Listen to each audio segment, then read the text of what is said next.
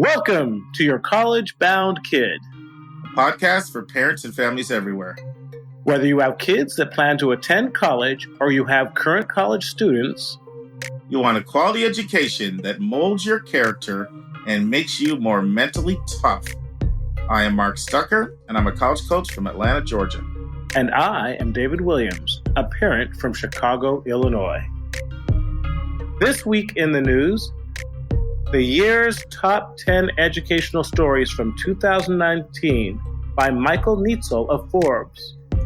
Our book chapter will discuss the most common mistakes students and parents make on their FAFSA.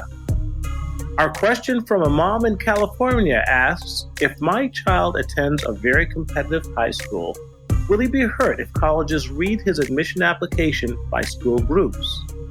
Our interview will be part one of a 4-part series Mark is doing with financial expert Mark Kantrowitz on the subject of how and when you should appeal for more money if your financial aid award doesn't meet your needs. And the college spotlight will go to Pennsylvania and look at Temple University. Friends, a few announcements from today. Of course, you recognize that's the voice of my lifelong friend, Dave Williams, as Anika is still supporting a loved one. She's hoping to be with us next week, if not the week after that, but she's listening attentively and she gives everybody her love. A few big announcements that have happened in the world of college admissions since I was with you last week. One of them is, I've said frequently on this podcast that the University of California is expected to make a decision on whether they're going to drop the SAT. And all indications were looking like they were moving that direction. But then a curveball came in this week, and I'll read this announcement to you. The University of California's Academic Senate declines to endorse test-optional admissions policies for the system. The task force delivered a much-anticipated report listing recommendations. When it came to tossing the tests, while the authors considered what it might look like for a large public university to go test-optional, and not require SAT or ACT scores in the admission process, they ultimately declined to endorse that option. Pressure has been mounting on the UC system to hop on the test optional train, as more than 1,000 institutions have done so. And this was a really big deal. And this is one reason why I thought they were going to do it. Carol Christ, who is UC Berkeley's chancellor, came forward about 3 weeks ago and says she favors dropping the test, indicating that the system might need the switch. So the task force report makes the administration's final decision still up in the air. So the final decision has been made, but the task force is not recommending they drop them. So that's, Dave, you didn't even know that, did you? Yeah, and I was going to ask you that. I don't know about the bureaucracy of the UC system, but where does the task force, what role do they play, and how significant is this lack of an endorsement? It's pretty significant because they review it and ultimately submit a final recommendation. That was part of their job, was to study it and make a final recommendation. And so we'll see what happens. It's kind of like Harvard's decision, it got punted down the road, really. So, they could ignore the task force, but anyway, let's keep it moving. Another thing that happened this week in college admissions was a major study came out. High school grades are 5 times more likely to predict college grades than the ACT. Now, the ACT is pushing back pretty vociferously, but it's a well-documented study and well-researched. And so that was another big announcement this week. And then we'll have another one about early decision, but we'll share that when we get into the meat of our episode this week. Also, from last week, I shared with you some results from our survey that many of you participated in. There are 2 other things I wanted to share. One is, we asked what subjects are people most interested in learning. We had a whole bunch of choices, and there were 3 that were almost identical in terms of being tied. And they were updates on admissions trends, current trends, tips on getting in to college, and tips on getting scholarship money. So they were almost all equal. We listen to you and we kind of shape our content based on what you tell us you want to hear. And if you weren't listening last week, we had a big announcement that our college spotlights and our recommended resources are now all on yourcollegeboundkid.com. They're really nicely organized for you with a nice grid. The college spotlights are organized by region of the country, and you can just play them and listen to them right there. And then the recommended resources have links that'll take you either to the website or to the book. And I just have to give a shout out to a lot of people on our team that worked really hard on this project. Number one, Stylianos, our webmaster. He is thebomb.com, and we are thankful for all the countless hours he put in. Dave did a lot of really, really good work on this project. Talha did a really good work, and so did Nemanja. And I know you're thinking, man, those are some jacked up names. So we have a very international team. That's where. And I also just want to say, I thanked a lot of people. I thanked you guys last week. I wanted to thank the people on our team, but I also just want to thank Anika, because for 105 straight weeks, a mom with all she has going on, 3 kids, super busy job, husband, active involvement in her church and youth groups, and many other things, her running club, book clubs, her writing projects. She's come on here tirelessly week after week after week. And I know she's listening. And Anika, we appreciate you. Anything you want to say, Dave? I think she's super mom. I'm at that stage where, man, if I can do half those things in a week, I think I call it quits. So, yeah, I just want to really say that the contribution that Anika makes is just amazing. And I just want to reach out to her and wish her the best in her family. And we look forward to hearing from her soon. Absolutely. My favorite line from Anika, and I know many of you like it too because you've emailed us, I'm just a mom out here on the struggle bus. You know? Absolutely. So it's time for our admissions tip. And the admissions tip this week is, your child doesn't have to have community service on their application. A lot of times I work with families and say, oh my goodness, we're doomed. We don't have any community service. It's the end of 11th grade or the start of 12th. We got to get some community service on here. And there are some schools, Georgetown would be one of them, Jesuit schools in general, that really look for that. But for the most part, community service is seen by a college just like being in the orchestra or playing a sport. If that's your thing, do it. But if it's not your thing, do whatever your thing is. So that's just what I want to share. Community service is great, but if you don't have it on, it doesn't mean you're not going to be admitted. And for admissions vernacular, this is a term that I've never really heard admissions officers use when they're in information sessions or when they're talking to students. And it's not one that everybody uses, but it's one that some use when they're around admissions committee and they're talking about a kid.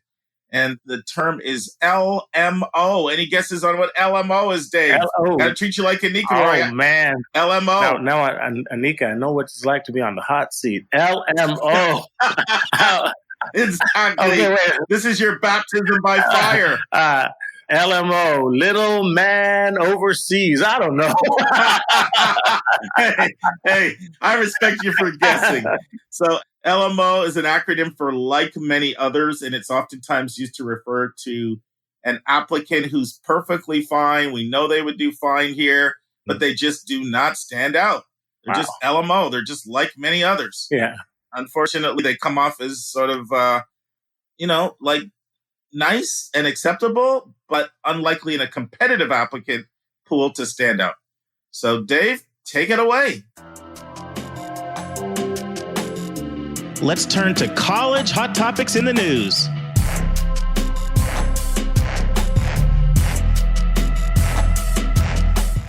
All right. I think we're doing right now the article. Is that correct? The year's top 10 higher education stories?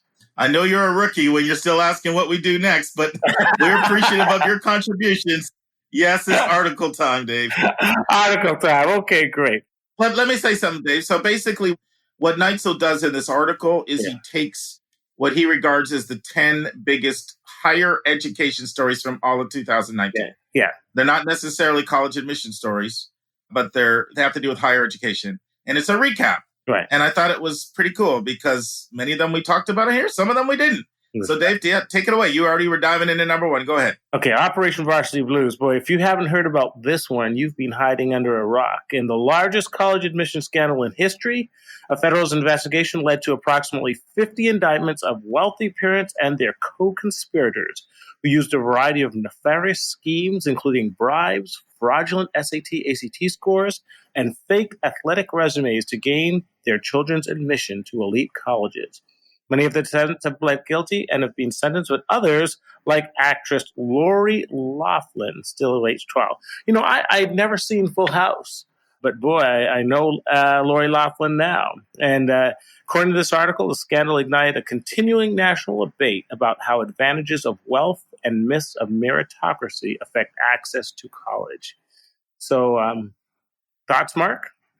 Yeah, absolutely. First of all, that I want to say is, Anika knows this about me, but I'm clueless when it comes to shows like pop culture TV shows that everybody's watched and heard and seen. Like, I've never heard of her or the other person, Full House. But I didn't even think I even heard the name Full House before. And even just these, I just don't watch that kind of thing. I'm usually either, first of all, I'm working all the time, but I do have TV on in the background. So it's usually either sports or politics. That's usually it for me. Occasionally, I'll indulge myself with either American Greed, which is like my guilty pleasure. American Greed, or I also watch Shark Tank. Right. Those are like my two things I watch other than sports and politics. All right, to dive into the article. So we did a back-to-back special breaking news when this broke in the news section. If you didn't hear them and you're interested, you can go to episode 60 and 61. We also recommended a great resource, a 6-episode podcast called Gangster Capitalism, which you enjoyed that, didn't you, Dave? I remember you listened to it. Wasn't that good? That was a very good podcast. I mean, it really dived into who Rick Singer was, how they set this up. And, it was clearly outrageous. They described how kids who had never played a sport like water polo, and Rick Singer would have them take pictures and send them in. And one guy took a picture of a kid jumping like 6 feet out the water, and Rick Singer said, no, they actually don't jump that high out the water. Just go back to the Photoshop and redo it. And so, but more importantly, the fact that you'd pay $500,000 to get into UFC was just absolutely mind blowing.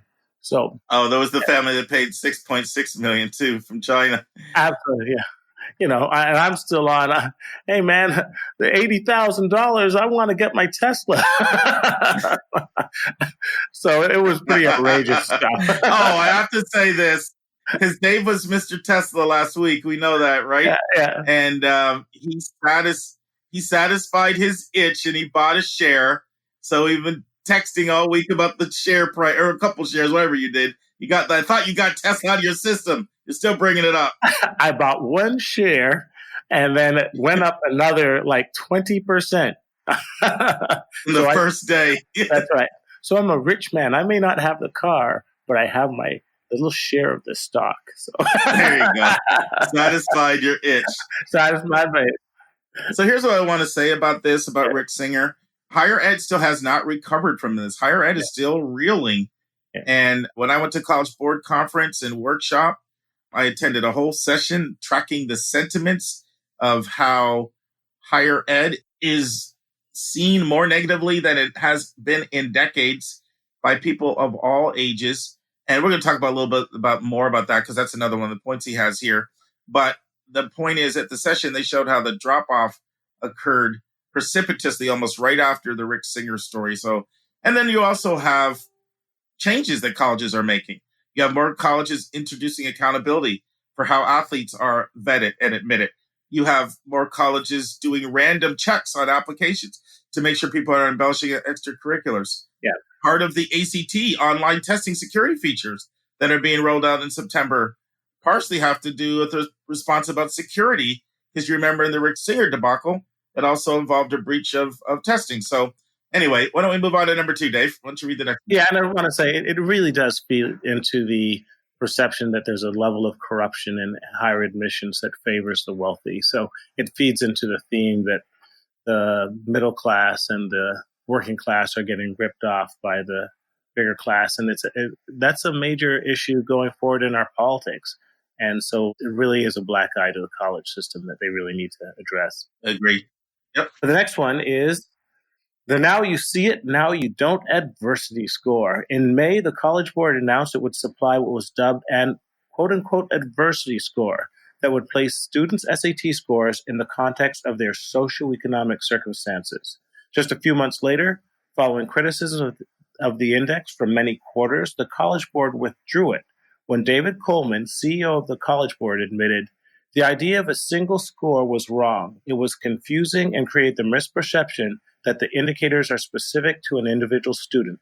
It also rekindled criticisms of standardized testing in general. I just like to say that I didn't actually read this as being a withdrawal of the score. I actually read it as being a modification of a system that was in progress. And I want to get your idea about that, Mark, because I know that when the Wall Street Journal came out with the article saying they withdrew the adversity score, no, I saw it that they replaced it with a far more nuanced system called Landscape, which would enable the schools to, instead of just looking at one single score, to see a variety of parameters that compose that score to see where the stood in terms of its socioeconomic context, how rich the school was, how many were on school lunches, etc. But what was your reading of that article, Mark?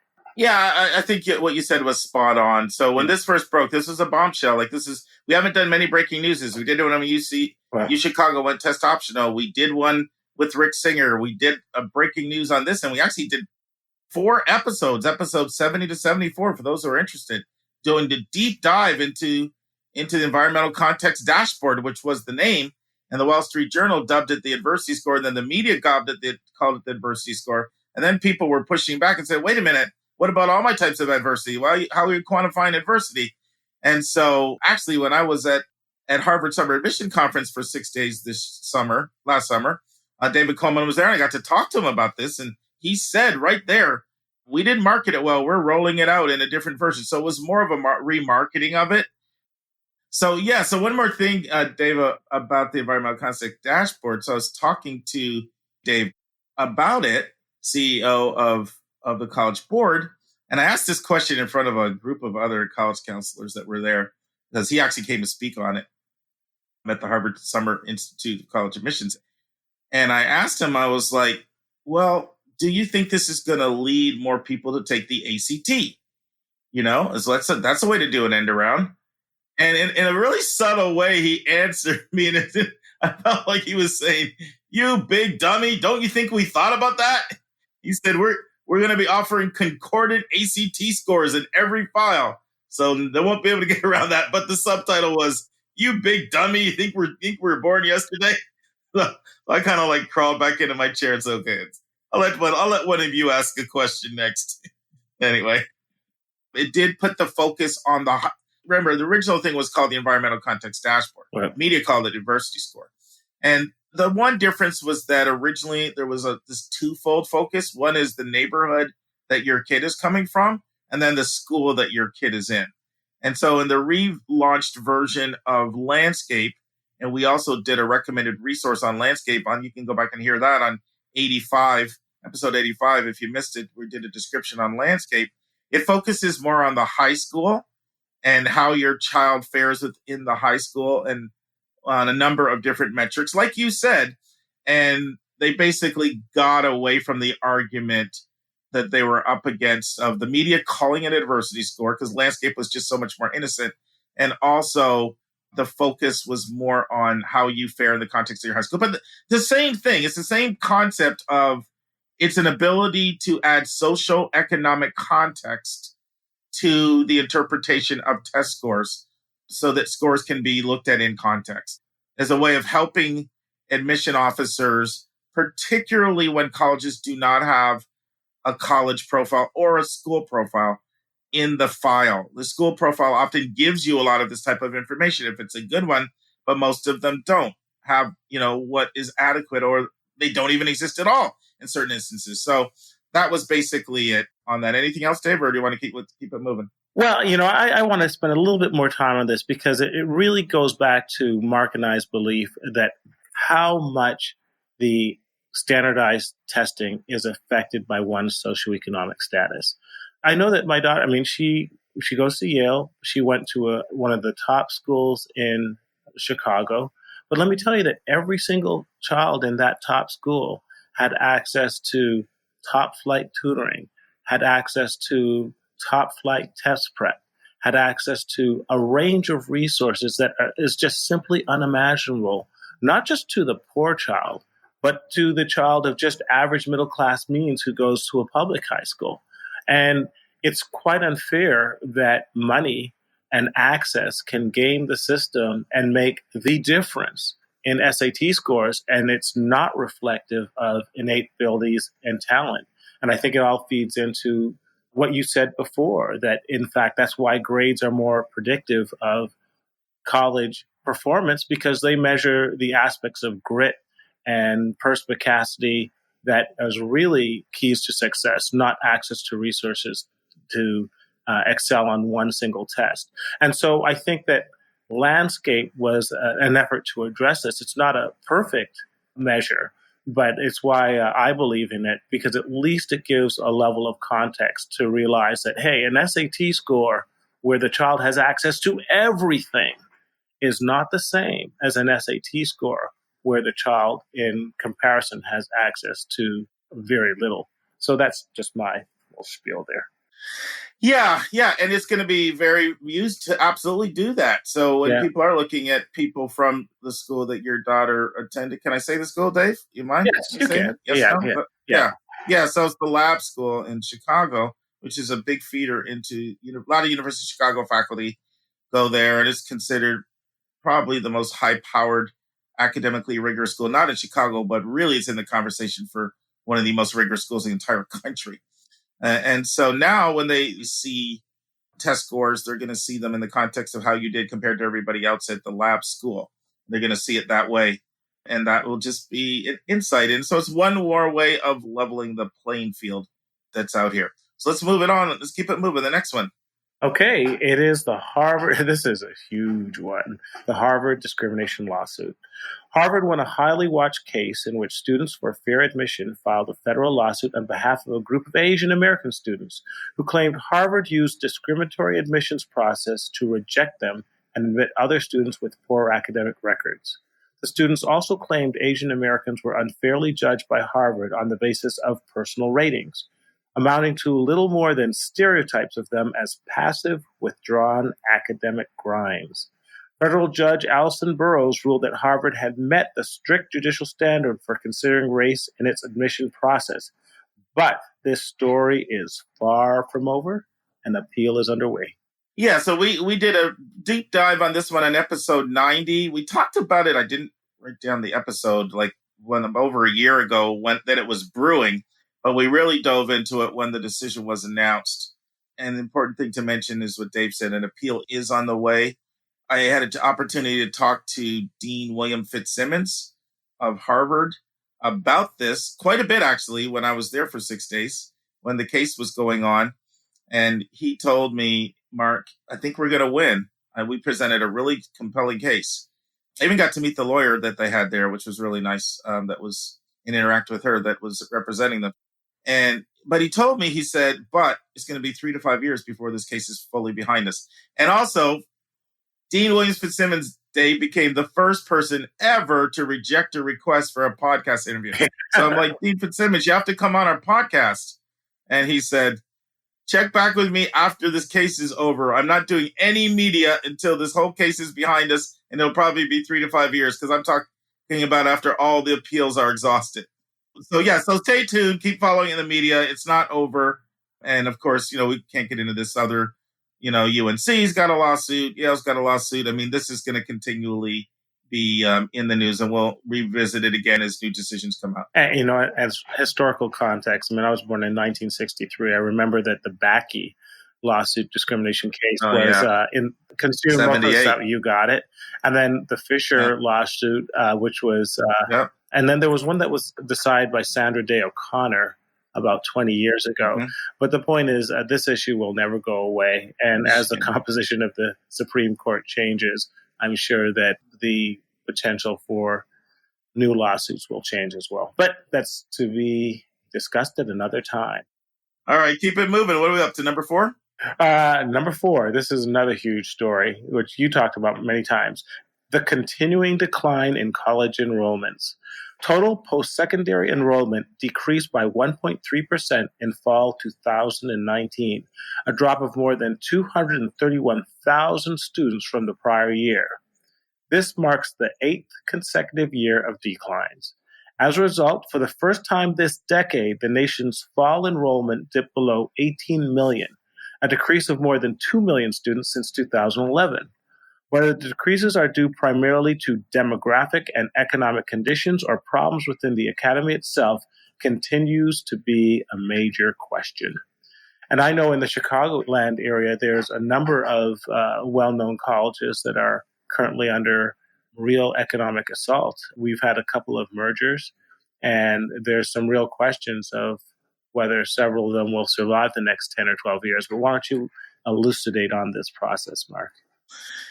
Yeah, I mean, this is a huge story, and it's a big, big, big one, and one we'll be coming to a lot, certainly in 2020, 2021, I just think for the foreseeable future. So in episode 94, which is really pretty recently, 13 episodes ago, we discussed a Bloomberg article entitled "The Coming College Enrollment Bust." So if you never caught that, I'm saying some of these past episodes in case you're new to our show or you don't catch every one. If you want to go get some more information, I'm kind of giving you a source where you can get some more information. And we talked about that. We also featured Nathan Graw's book about the demographic crisis facing college admissions. It's a confluence of factors. You've got the decline in the belief of college, which we're going to talk about some more in a second. You've got the declining populations in certain regions of the country, like the Northeast and the Midwest, including Illinois, Dave. I'm sure you know, yes. But your state is experiencing a lot of outmigration, and and then even some aspects of some southeastern states like Alabama, Arkansas, Louisiana are struggling with their high school population, and so and this new generation, and quite honestly, people are tired of the cost of college, and they're looking to some of these alternative things like online schools and public schools. The local public schools are becoming more popular. Honors programs in local public schools. Some of what we talked about last week, Dave. People have had it with the cost, and they're flexing their muscles and pushing back. We also talked about the declining international population quite a bit. We did a podcast on how students are increasingly looking to Europe and Canada. I want to say a little bit more, but I can tell you want to say something over there. What's on your mind? Well, yes, and you pointed out that many of these declines have been accelerated since the Great Recession of 2007, where many people graduated from college and did not find good jobs. And in fact, there's a whole generation of kids whose career trajectories still have not recovered and are saddled with excessive student debt. And the question has been raised, is college a good value proposition? So I think that's also hastened the decline. Yeah, and just last week in episode 106, my recommended resource last week was the book Generation Z Goes to College. And that it looks at how Generation Z is different from the millennials, and it talks about this kind of thing, how they question higher ed, how they were born during the global recession. And, they're very, very skittish when it comes to getting debt and even driving cars, and how they're much more entrepreneurial, and their whole view of higher ed is different. And so definitely a great book for you to pick up if you want a good read to help understand your child and how they're different than past generations. Is Generation Z Goes to College. Another thing I wanted to say is, we talked a lot in the past about early decision. Even last week, Dave, you and I talked about it. Yep. And early action and how these numbers have been growing. But, I noticed something just literally this year when the early decisions just came out. I personally worked with 5 kids that applied early decision at Penn. And so Penn in particular, it caught my attention that they were down 1,000 applicants in early decision. Now, that might not seem like a lot, but they typically get 7,000. They were down to 6,000. So it was a 15% drop. Yeah. And then I noticed it wasn't just them. Harvard was down, Duke was down, Dartmouth was down. I could go on and on and on. I was very flummoxed by this because for years, the trend line had been increased ED apps, increased EA apps. And I hadn't really talked about it on here in the podcast because I wanted to see, is this just like 10 examples or is it even broader than that? And also, to be perfectly honest, I was just flummoxed. I wasn't sure how to explain it. What was the reason for that? Was it what you and I talked about last week, Dave? That the price point had gotten to a point where people are like, enough is enough, and I'm not doing this anymore because I want to compare financial aid offers. And I wasn't sure. And then let me say a couple things. So I'm reading and reading and reading. And one of the things I did, I went into the Harvard Crimson to see what Harvard's take was, because Harvard's apps were down, single choice early action. Yeah. And Fitzsimmons, Fitzsimmons, he attributed to the fires in California, but I just was not buying that. I just don't believe those the fires in California were the reason they were down. And then another really interesting research came out this week. And it, to me, is the best explanation I've heard yet for explaining what's going on. First of all, now these are preliminary numbers, but in 2019, there were 171,103 early decision applications.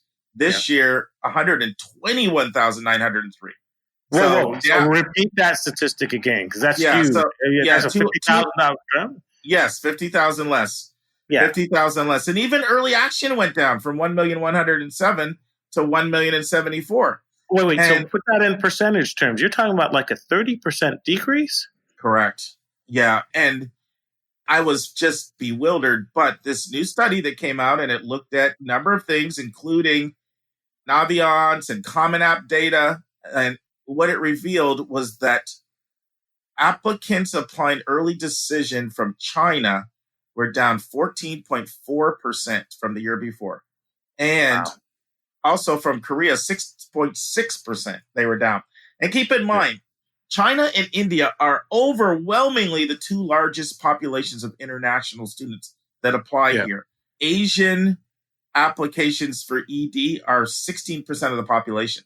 So I think that is a huge reason. And that has a lot to do with the political climate that we're in right now. And international students, particularly from China, not feeling comfortable in the United States when they can go to Canada and Europe.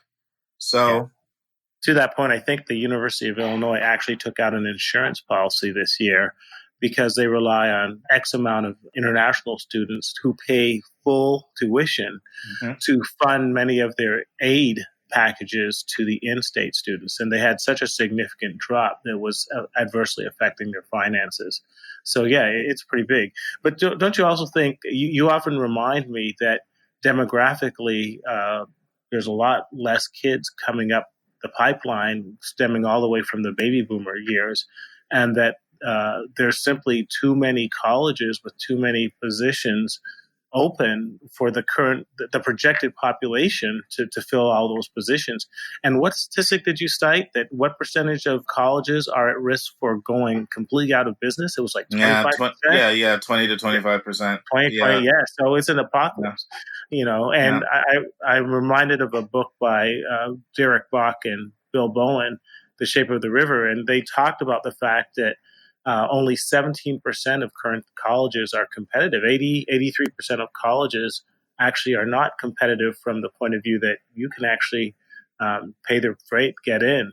And it's those 83% that are really fighting for every potential applicant. So when you look outside that slice of ultra competitive colleges, the reality is the foot is completely the control is completely on that of the college student because they're the ones that have all the options. But Dave, you're taking over my recommended resources, man. One thing about Dave, and I love this about from the time, as long as I can remember growing up, Dave, you always had a book in your face. You've been a assiduous, voracious reader forever. And so I've always admired that about you. Good stuff. Stuff. That was a great book when it came out. It's been a while, but it's still worth reading, Shaping the River. It is. One of the classics. Okay. All right. And so our last one for the day, this is pretty heavy stuff, is the widening partisan divide in views of higher education. The year found Americans increasingly skeptical about higher education, a trend marked by sharp political partisanship. According to a July Pew Research Center survey, only 50% of Americans believe that colleges and universities have a positive effect on how things are going in America. 38% say they're having a negative effect. Among Democrats and Democratic leaners, 67% say higher education is having a positive effect on the country, compared to only 33% of Republicans and Republican-leaning participants. Other Pew surveys and those by Gallup have found the same split and also confirmed that Americans' overall confidence in higher education has declined during this decade. Ooh, this is a heavy one. I know. In an educational podcast where you don't want it to go too deep into the partisan divide, this has the potential to really blow things open. So I think I'll let you guide me on how much you want to tackle this issue, Mark. Hey, there's that saying, all right? There's two topics to avoid: religion and politics. But we pride ourselves on not shying away from real issues. And so this is something that, I did special year-end. Nika and I did a year-end webinar that we did just for our podcast partners who support our show, and 50 people we have in that group. But Dave, you couldn't make it; you had to work, and you had to do one of your doctor shifts. But because I have to thank you publicly, Dave, you're one of our biggest financial supporters, and a lot of the initiatives that we've been able to do have been because of your generosity. So I should thank you personally right here while I get a chance. By the way, you're welcome, my friend. You're welcome. But we talked about this a lot there, but I haven't really done a deep dive into it. So here's what I shared on that webinar, and I want everybody to hear this. So the value of college is under assault. So in a study that was done, 53% of adults say college is very important right now. But that's down from 70% in 2013. And check this out. You can see how scary this is. And the book Generation Z Goes to College gets into this. Of 18 to 29-year-olds, 41% say college is important. Dave, that's down from 73% in 2013. Stunning. 32% drop. Yeah. 32% drop. And 67% of the public has been a pretty constant number for years that have supported higher education. So this is a pretty big drop. And let's look at the political divide. Even for Republicans, it was at 55%. It's now down to 37%. Yeah. And that's all really been under the current administration. So this has major ramifications for higher ed. If people don't see the value, if you're constantly having to make the value proposition, then it has ramifications for how much people are going to spend. Because, just like I said last week, lots of families will say to me, I'll pay X amount for this school, but this school over here, and a lot of times they'll throw a number out that's less than half of their first number. And so the same thing applies. If you don't see value to it, then you're not going to be willing to invest. Thoughts, Dave? Well, what was really disturbing to me about this article is it's not just about value. At first blush, I thought, this is all about people saying, I spent $60,000 or $200,000 and I didn't get a good job. So that is value. And, I can understand that to a point because there have been many articles written how a plumber or a lot of trades can actually provide a better, more consistent standard of living than a lot of liberal arts majors. That's questionable, but I understand that. But this is even deeper. It's actually 38% say that college is having a negative effect. And, not to mention the news source, but, it's hard to go a day without hearing some criticism about liberal elites, some criticism about the coastal America or the adverse effect that certain attitudes are having on traditional values. And I think this is very discouraging because we are allowing the idea of a liberal arts education and the value of learning other opinions and other viewpoints to be brought down to the highly partisan level of political rhetoric that's, I think, dividing us today. The purpose of college was never to just get a good job, but it was help us to evaluate what is the meaning of life, what is the meaning of truth, and also to value the meaning of other. And it's discouraging when we see that truth and these values are continued to be under assault. But I don't want to get too much into that. But well, and also a lot of times this is the first time people have not lived in segregated situations too.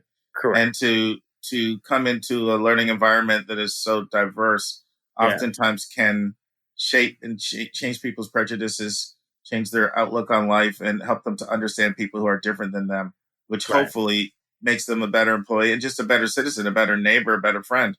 But one thing I wanted to say, Dave, is this pushback is coming from everywhere. Yeah. So I don't know if you remember this. I never talked about this on the podcast, but there was a while ago, in fact, still may be going on, that Google was advertising $100,000 jobs for college dropouts. Yeah. And just this week, Tesla just keeps coming up in our conversations, Dave. You can't get away. That's right. Haunted by the ghost of Tesla. But I don't know if you saw, just this week, Elon Musk had a big announcement. He said, did you see what he said? Yeah, he said, you catch that article? Like you and I didn't talk about it. I'm looking for people who haven't even graduated high school or something to that effect. And you can work for me. Yeah, we're looking for talent. That's right. And you don't even have to have graduated from high school. I can imagine every college president, provost, chancellor's shaking in your boots, So there's this, and I mean, we know he's a disruptor, but that's being really just, what's going to be next, man? You don't have to go to elementary school. Yeah. The purpose of colleges, among other things, to teach us to think, to teach us a set of values, and to teach us the concept of tolerance. And these are things that can't be learned in many other settings because, as you pointed out, for many people, college is the first time that they might have exposure to other people, races, creeds, religions, modes of thought, different ideologies, the first time in their life and maybe the last time in their life, because we are so geographically and politically divided. I mean, the only thing I would add to that is that when you're spending the kind of money that families are spending to go to college, there's nothing wrong with a both and purpose. And nothing is also wrong with looking at ROI and saying, if I'm going to invest this, that, and the other, is it going to pay off? And research shows that it does pay off. And it does. In fact, there's a new study out that shows that it pays off even more financially than had been previously understood. So I think you can have a both end purpose where you want to be a better person, you want to be a better thinker, you want to understand the world better, understand life, have some of your value set even challenged. Right. Maybe you have a small town value set or a big city value set, and you've developed groupthink in the environment you're in, and it needs to really be challenged. Yeah. And maybe improved as you encounter different perspectives. All that's true, but I also know that it's unrealistic to expect people to pay a lot of money and just have them come live in their parents' basement. Well, once again, so if we're describing it as value, that's one thing. But when you're saying a negative effect, I think that connotes something entirely different. So I agree. I just want to make that separation. Now it's time for our step-by-step walkthrough of the college admissions process.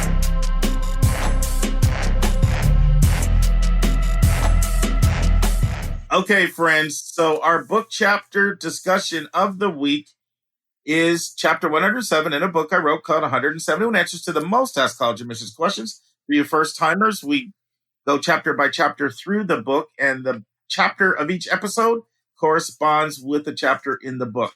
And so this chapter asks the question, what are the most common mistakes students and parents make on the FAFSA? So, Dave, I know I listed 23 or 25, and that's a lot. We don't want to go through all of them. No, we don't. That's quite a few. So you want to pick a couple. You've read the chapter. I have. Pick a couple that jumped off the page for you. All right. The pages. So let's quickly go through simple things. Is you got to fill out the form properly. Don't forget your social security. Don't forget your birthday. Don't confuse your custodial parent with your non-custodial parent. But the things that really jumped off the page is this one: mixing up parent and student assets. Parent assets are assessed at 5% and student assets are assessed at 20%. So what does that mean? If you as a student have got an endowment from your parents or your grandparents and they gave you $20,000, the school is going to assess that at 20%. But if it's their parents' $20,000, it's going to be only 5%. So that's the difference of like $4,000 versus $1,000. So it's a significant differences there. The other thing that they pointed out is they would be me, by the way. I wrote the book. That's right. Yeah, that's right. Just as a reminder, Dave. That's right. I don't know who this amorphous they is. Who did all this? Well, it also pointed out that you have to be very accurate in reporting your financial picture. Please don't lie. Go over it multiple times. Make sure that you have the right amount of zeros. The mistakes can be fixed, but it definitely slows down the process. Mark, is there anything else that you wanted? There were 23. Yeah, there are quite a few things that are important here. One is really important is that when it asks you about your assets that you own, you do not include your primary home. Okay? Yeah, no, that's really important because people think about my home as an asset and they put that down, and that will drastically change the expected family contribution. And another big mistake people make is the same thing for retirement accounts. That's a huge problem. Okay, don't misinterpret investments with retirement. Your retirement is not included and should not be included. So things like 401k, 403b, IRA, SEP IRA, etc., that is not to be confused with investments.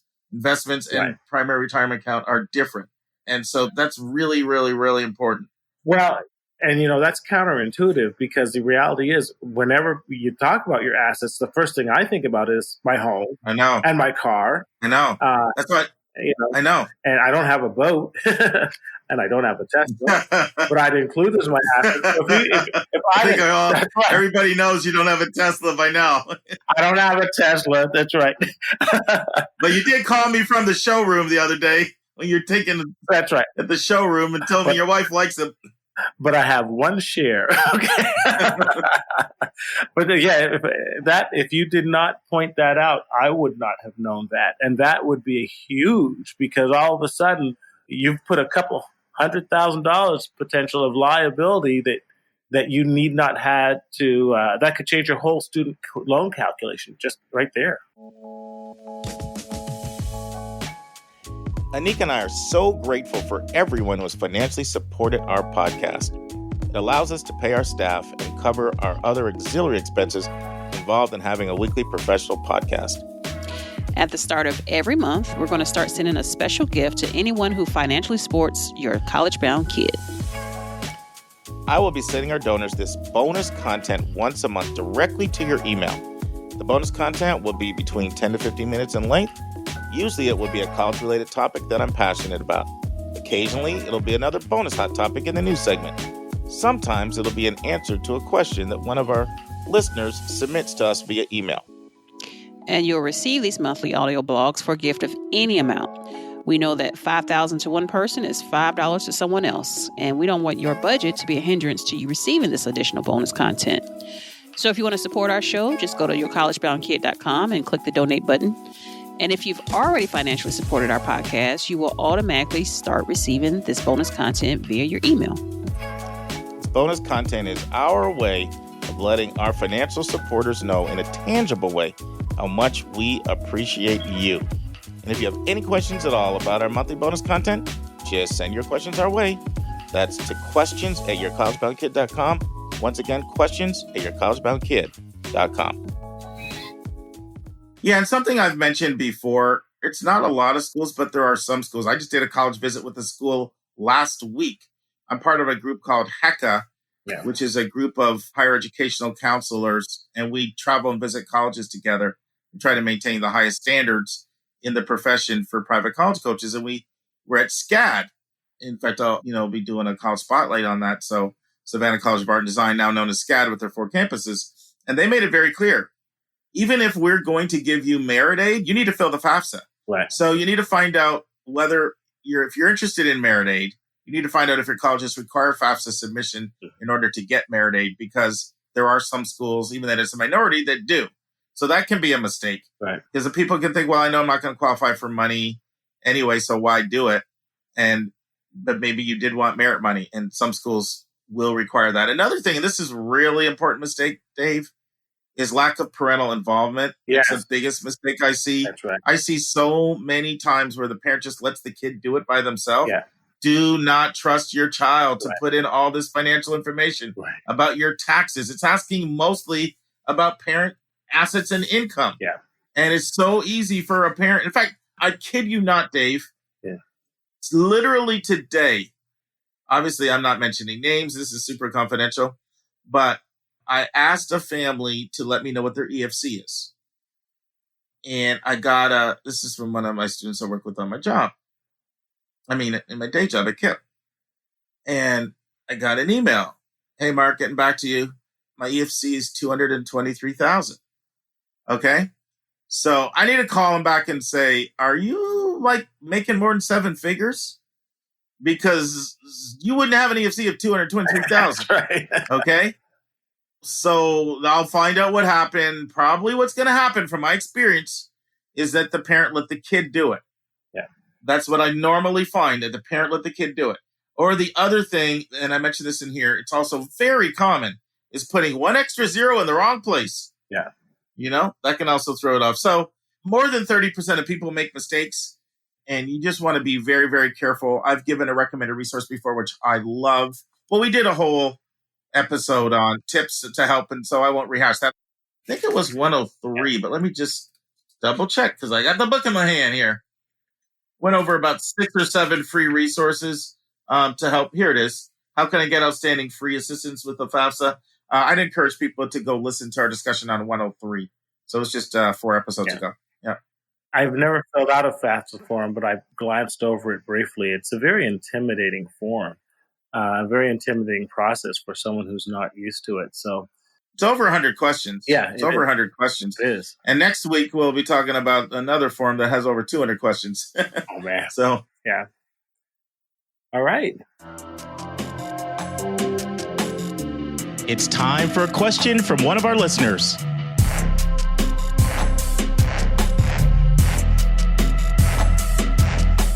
This week's question by a parent. I want to ask about admission officers reading applications in high school groupings. Is there a way to find out which of the colleges my son will be applying to do this? If a college has a regional officer, does this imply that they will use this type of group reading and in fact will be reading all applications from high schools in our area? My son goes to a private college prep school in Southern California. So it hit home when you talked last week about those type of kids having a super high bar that unfortunately can hurt them in the process. He has had some amazing opportunities and mentors for sure, but I do wonder if he would have been better off at our local public school when it comes to the application process. It's a trite phrase, but I guess it is what it is, sums it up.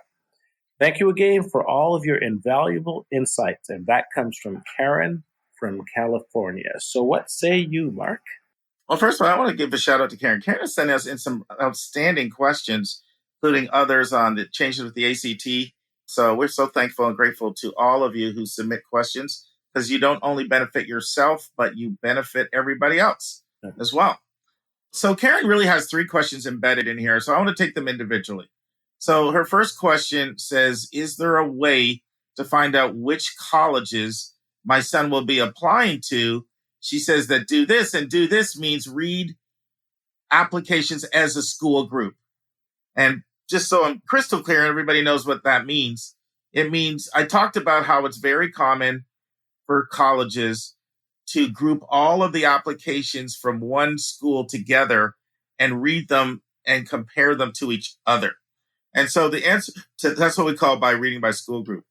And so the answer is no.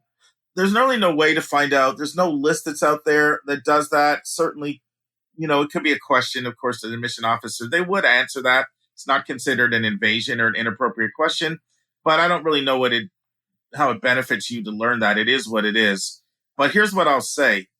Most colleges, particularly most selective colleges that do holistic admissions, most of them read by school group. So reading by school group is more the norm than the exception. And then the second question that Karen had is, if a college has a regional officer, does this imply that they use reading by school groups. And in fact, we'll be reading applications from high schools in our area that way. So no. So the answer to this is no, because having a regional officer is really the norm. It's the way most colleges work in the admission office is they divide the entire country, in fact, the entire world, because there's admission officers assigned to different countries in the world, or somebody may have every international country for a smaller school. And they divide it up, and they do that way so that you can become familiar with that territory.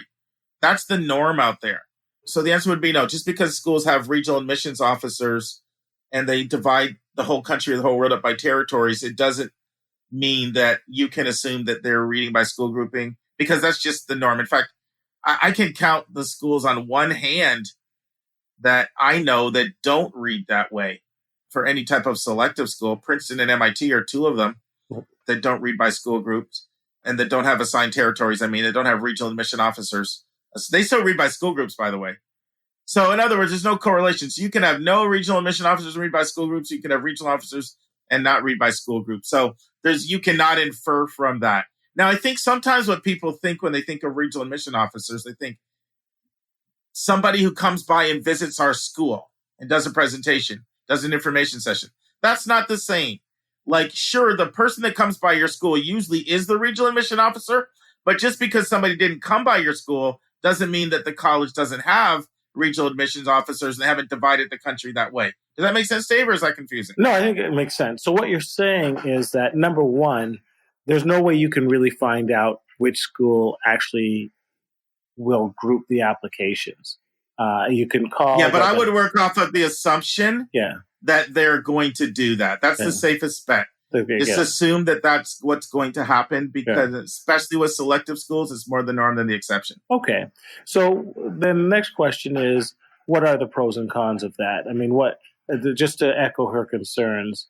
Well, before we get to that, she has her third question. So I want to make sure I answer her third question. Okay.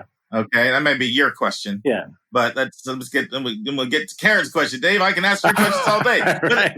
But you know what? But it's a great question. So I can take your question. Right. You know, you're the Anika. Anika comes back with, hey, what do you blah, blah, blah, right? That's right. So yeah, so let's take Karen's third question. Yeah. So she says, my son goes to a private college prep school in Southern California. So it hit home when you talked last week about those types of kids having a super high bar. That's unfortunate. Can hurt them in the process. He's done some amazing opportunities and mentors for sure, but I wonder if he would have not better off at our local public school when it comes to the application process. Okay.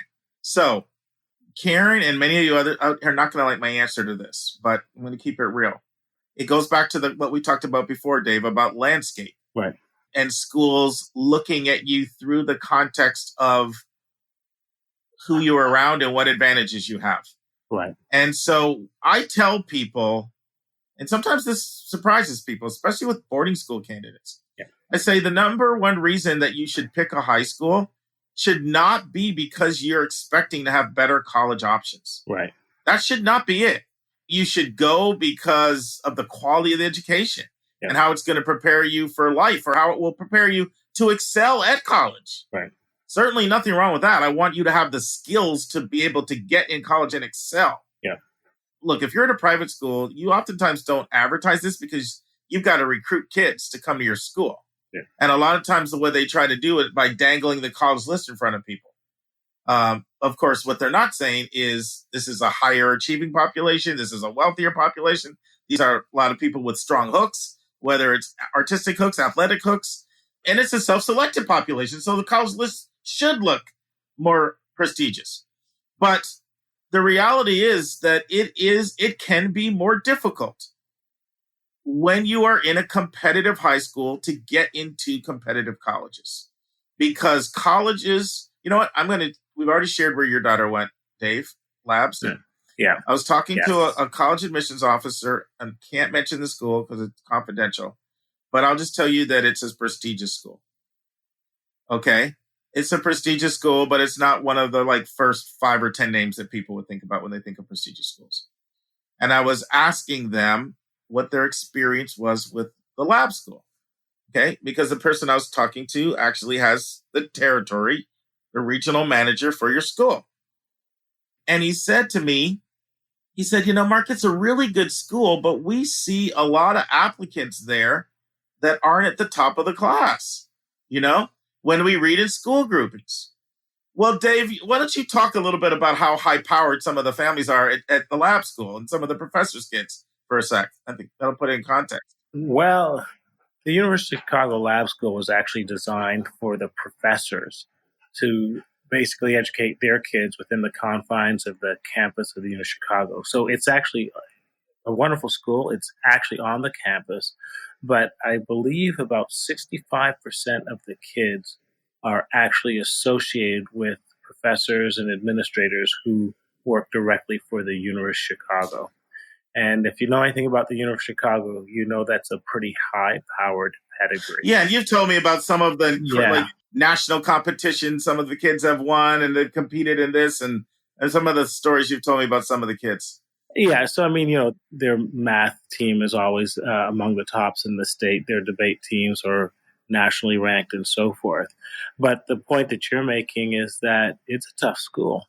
Yeah, and the point I'm also making is, well, Dave, you've talked to me before about how people have assumed, well, I've gone into Chicago Lab, so I think shouldn't I be able to write my own ticket in terms of where I go to college? Correct. And then they get a rude awakening when the counselor is honest with them and says, that. Well, you have a phrase, and it's a biblical phrase, but to whom much is given, much is expected.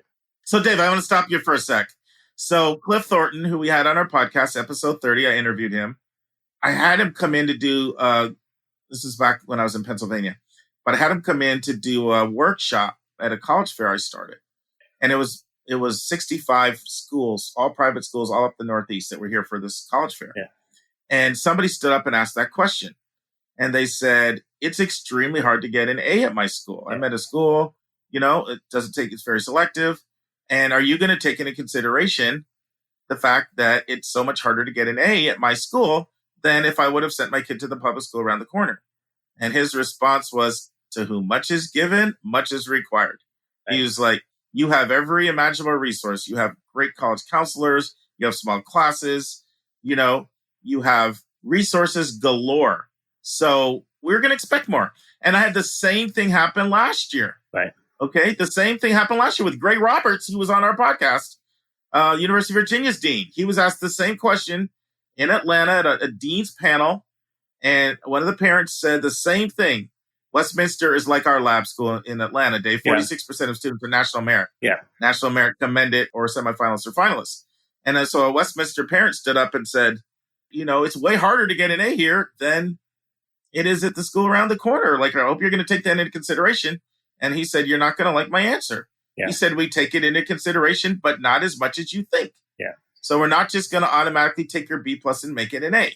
And so, so it can hurt you getting into highly selective schools if, when they read as a school group, if you don't measure up with the kids who are in that group. I'm not going to sugarcoat it, but hopefully what you will get is when you do get to whatever college you go to, you'll be so much better prepared because of the rigor that you've had to excel academically. Now, what I can't tell you is you need to be in the top 5%, or you need to be in the top 10%, or you need to be in the top third or the top half, because there's so many variables that go into making that determination. Right. Can you think of any variables, Dave, that could influence, like, whether or not you need to be in the top, 3 kids as the top third? Well, we've talked about this, and one of them is rigor. And this is where it can really trip you up, because a lot of people might assume that if you have less rigor in a competitive school, it will be forgiven depending on the type of schools you're applying to. Well, the reality is the top schools are still going to expect you to demonstrate rigor within the context of the school that you're at. So that means you can't just take the easy courses. Even if you're in the top school, when it comes to a lot of the STEM, they still expect you to demonstrate that you can handle the tougher courses in the educational context to which you're in, whether that be a private school or a public school or so forth. Would you say that's an accurate statement, Mark? No, definitely. That's one of the first things they're looking at. When they read by school groupings, they say, oh, look at this student got to AP Physics, this student didn't. And they're both applying to be, physics majors or engineering majors. Right. And they're looking, and of course, at grades, grade trends, score individual grades by teachers even. Right. And then also, sometimes schools do develop partnerships with other schools. Right. And they're just built over history. Right. And it may be easier for you to get into a particular school because of the history Right. and the trust that's been built on the other end, because they've gotten to know your school really, really well. The kids, just this week, I can't say more because this is super confidential, but in a counselor call, I found out that one of the kids that I work with on my day job is getting in early decision at another school. And I know that this kid wouldn't have got in from a different school, but we've sent this particular school so many amazing kids, and they love our kids, and our kids have done really well. And so that kind of stuff makes a difference. So partnerships, that's why I can't tell you like you need to be in the top 3%, the top 30%, or even the top half.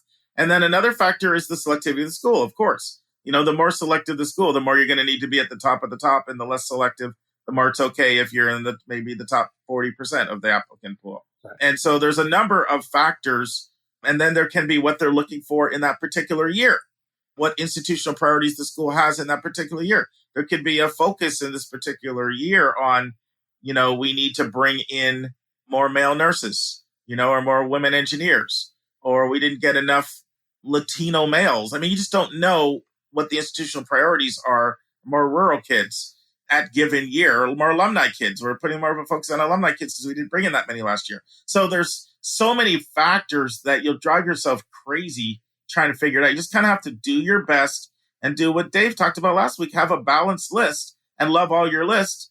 That's really your only anecdote around this. Anything else you want to say, Dave, or you want to wrap it up? Yeah, I mean, it's very tough for a lot of parents whose kids go to intense, high-performing private schools, because the reality is, for the top colleges, you still have to demonstrate excellence.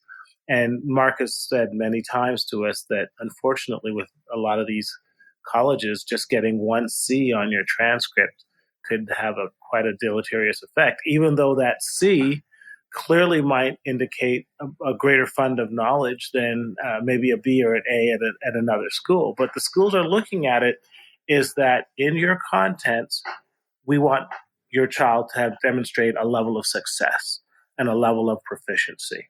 So, yeah, before parents freak out on the C, I will say that that's not true for the vast majority of schools. Yeah. We're talking about the hyper-selective, and it does make a big difference. Was the C in 9th grade or 12th? Correct. Or was it spring semester of 11th, which is really important semester? Like, that stuff matters. Right. And so I think we've covered this well enough, but I think it's important. I don't want people to be naive about the fact that your kid is going to be compared to the people that applied to that school from your school.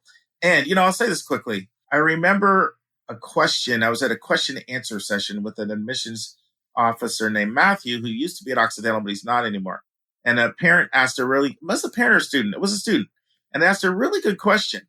They said, what have you learned in admissions that you didn't know before you took the job? That was the question. And then Matthew responded, I had no idea we would know almost everything about you. We know so much information about you.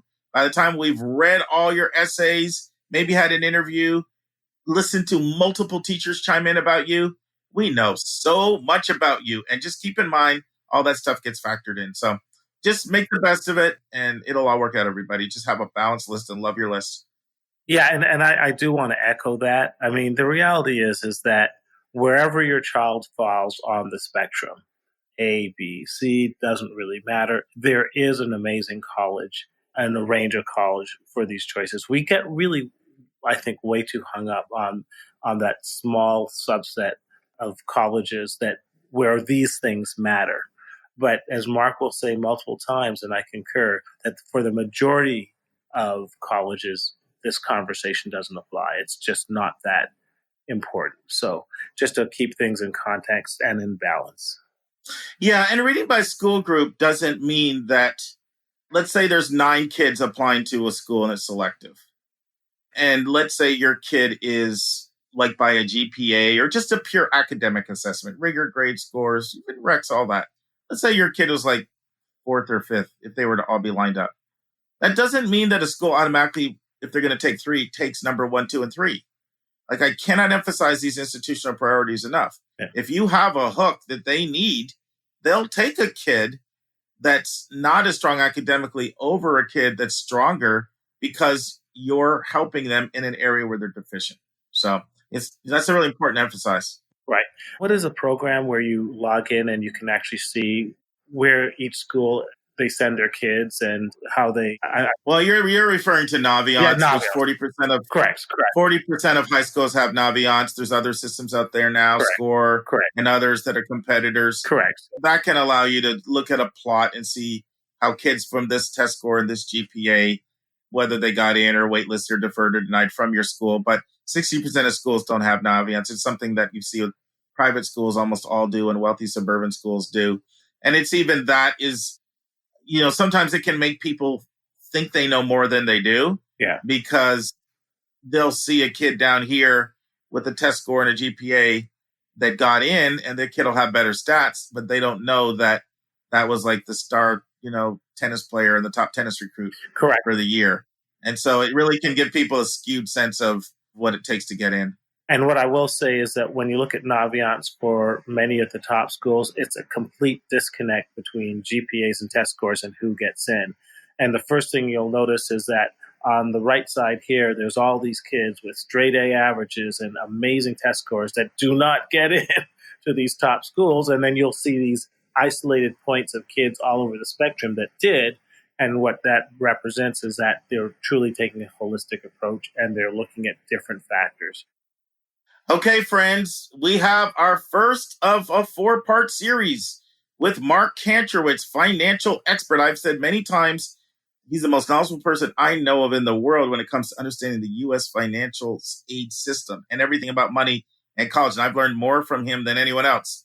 So in part 1, Mark explains his background, and he explains where his passion for scholarships and financial aid comes from. He also talks about what special circumstances are. He explains why colleges that charge a lot more are often the ones who are more willing to adjust their aid award. And Mark talks about some of the expenses that are unlikely to be grounds for a successful appeal. And finally, he talks about the difference between the FAFSA and the profile and how this impacts the aid award a family receives. So this is the first of 4 parts where we're looking at how and when you should appeal your financial aid award. Listen and enjoy. And now, this week's interview with a special guest.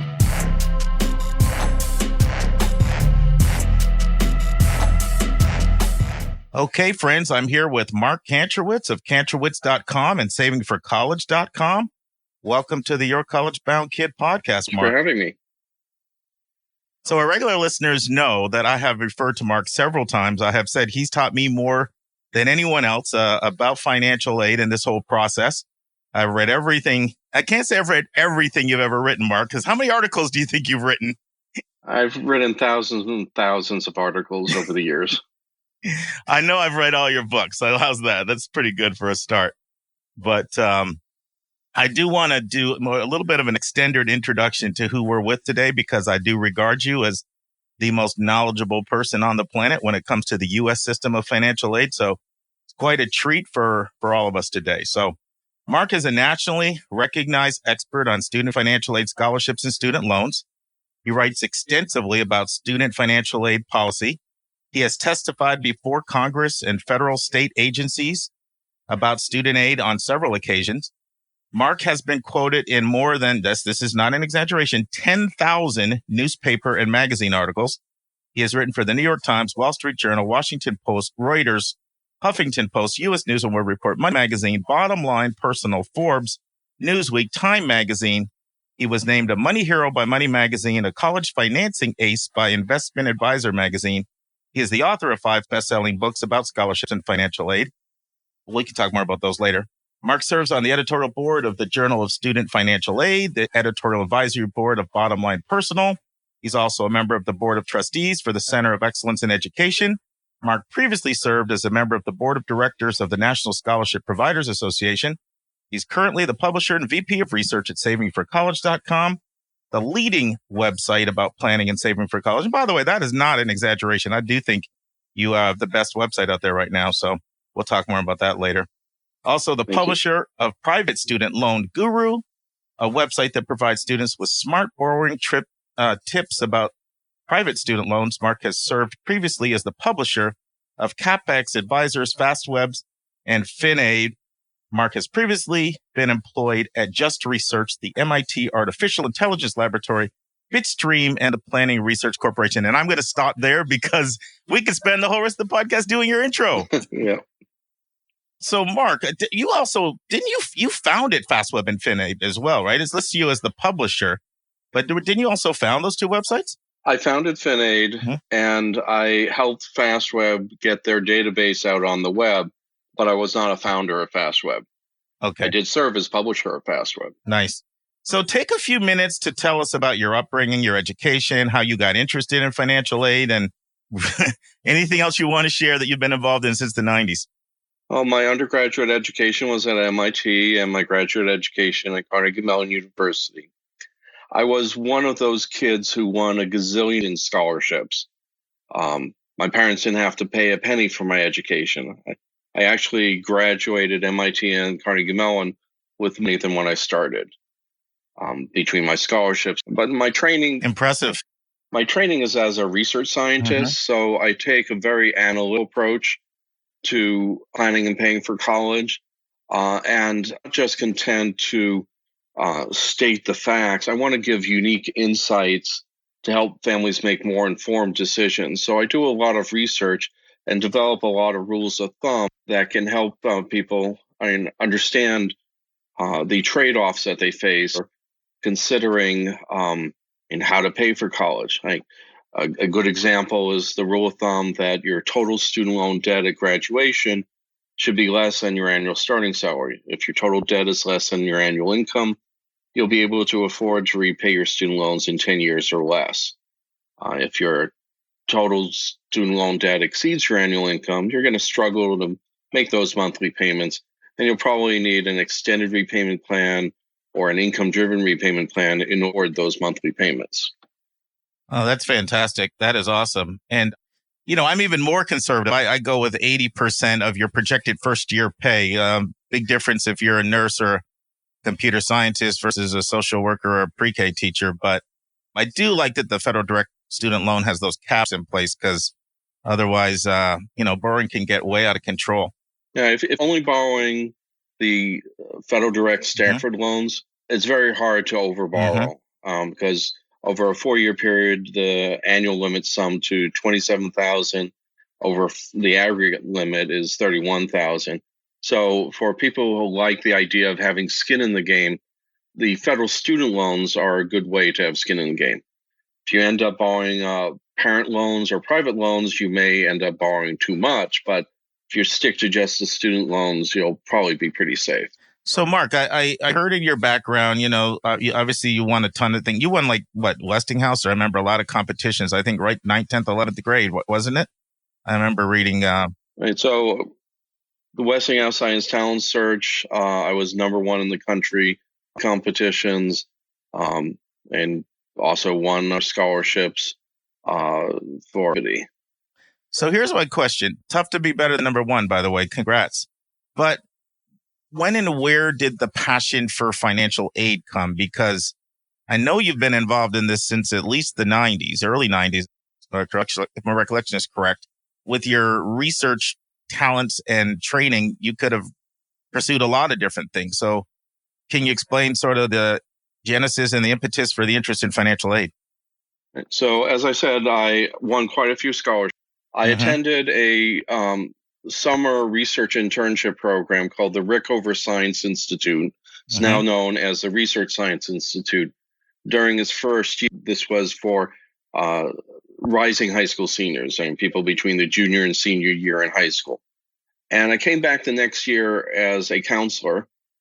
And one of the tasks I set to myself was to compile a list of scholarships for math and science students, because there were no books on the topic at the time. And I had already gone through the process myself. And so I had a list that I could start with. And each year I would expand upon that list. I would give talks about how to win the Westinghouse Science Talent Search, which is now the Ron Science Search. And each year, and the list got bigger until in the early 1990s, Prentice Hall approached me about turning that list into a book. And after that book was published, I started receiving questions via email. And rather than answer the same question again and again and again, I posted the answers on a website. The web had just started, and I was FinAid. And I then started proactively answering questions before they were asked. And then the website took on a life of its own, and traffic doubled every month. And one of the things that I found helpful is I have an eidetic memory, which is quite photographic, but I remember most of what I read. And I read all of the primary source information about student financial aid. So the Higher Education Act of 1965, the Internal Revenue Code of 1986, all the regulations, all the sub-regulatory guidance. And I remembered a lot of this. And that made it possible for me to very quickly and definitively answer questions about all aspects of planning and paying for college. It also helped me identify some novel loopholes. For example, at one point I discovered what is now known as the early repayment status, which allowed borrowers of federal student loans to lock in the low rates on their federal student loans while they were still in school. This was back in 2005 when and you couldn't consolidate while you're in school. And this early repayment status loophole was a workaround that allowed you to do it.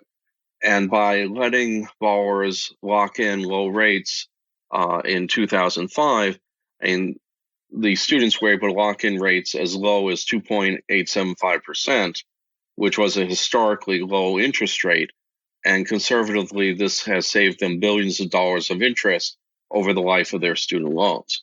And it was just by noticing two disparate sections of the Higher Education Act that interacted in an interesting way that enabled that loophole. That's great. Before we dive in our topic of the day, we just did a little feature on MIT not that long ago. I know it was a while ago. Curious, what was your experience like at MIT? Any thoughts on that? It's been a school we've featured here a few times recently. Well, I love my MIT education. Like most MIT students, I not only worked hard, but played hard. My parents sometimes said that I was majoring in extracurriculars and minoring in academics. Well, at least you weren't spending their money. You won all those scholarships to earn your keep there. Right. And I still did graduate with 2 bachelor's degrees, so I wasn't slacking off too much. Good for you. And then what about Carnegie Mellon, where you also went on? What do you have, a doctorate there, or a couple of masters?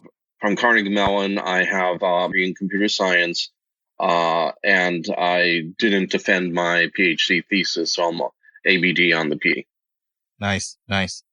So let's dive into our topic of the day, which is how to successfully appeal for more financial aid when the aid award your child receives is inadequate. So we know there's a lot of interest out here in this topic, and a lot of the aid awards will be coming out at the time this interview goes live.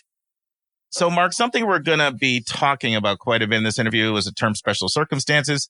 It may be a term some of our listeners are familiar with, some are not. Just so we're clear, why don't you define what we're referring to when you mention special circumstances? Because it's pretty inevitable that term will come up given the topic we're addressing today. And so a special circumstance is anything that affects a family's ability to pay for college.